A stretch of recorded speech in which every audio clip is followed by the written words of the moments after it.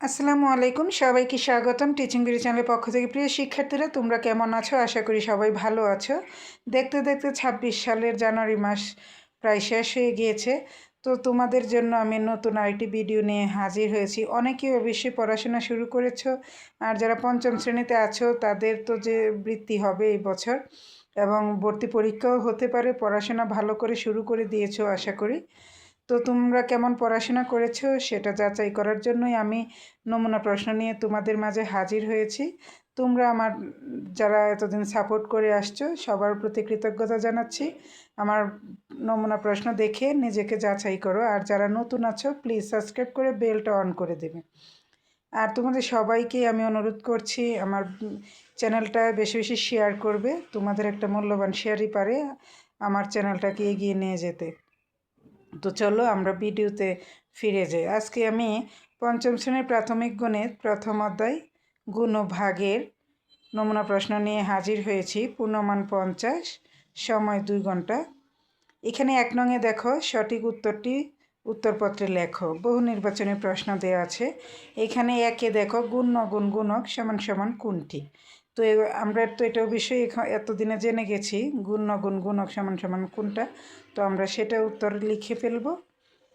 তো এখানে 1 থেকে 10 পর্যন্ত আমি সঠিক উত্তর দিয়েছি, তোমরা 10 নাম্বার পাবে। 2 নংয়ে দেখো সঠিক শব্দ দিয়ে শূন্যস্থান পূরণ করো, উত্তরপত্রে লেখো। 5টা 5 নাম্বার। কতে দেখো গুণকে ড্যাশ দিয়ে গুণ করলে গুণফল পাওয়া যায়। আমরা কি দিয়ে গুণ করি এটা এখানে লিখে ফেলব। কোনো সংখ্যাকে 0 দিয়ে গুণ করলে গুণফল ড্যাশ হবে। তো এইরকম 5টা দিয়েছি, তোমরা শূন্যস্থানগুলি লিখে ফেলবে। তারপরে দেখো 3 নংয়ে নিচের যে কোনো 4টি প্রশ্নের উত্তর সংক্ষেপে উত্তরপত্রে লেখো। সংক্ষিপ্ত প্রশ্ন দেওয়া, গণিতের সংক্ষিপ্ত দেওয়া, এগুলি ছোট ছোট করে করে এক কথায় উত্তর দিয়ে দেবে। তো এটাতে 2 নাম্বার পাবে।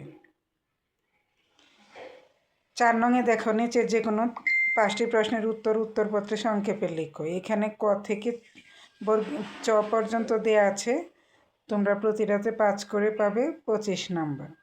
তো চলো আমরা 2 নাম্বার নমুনা প্রশ্নে চলে যাই। এখানে দেখো সেম অধ্যায়েরই সঠিক উত্তরটি উত্তরপত্রে লেখো। 1 নংয়ে দেয়া আছে, এখানেও সেমভাবে দেয়া, শুধু আমার প্রশ্নের আইটেমগুলি ভিন্ন হয়েছে, কারণ একটা অধ্যায়ে তো আর একরকম প্রশ্ন থাকে না, আমি সবগুলি মিলিয়েই করেছি।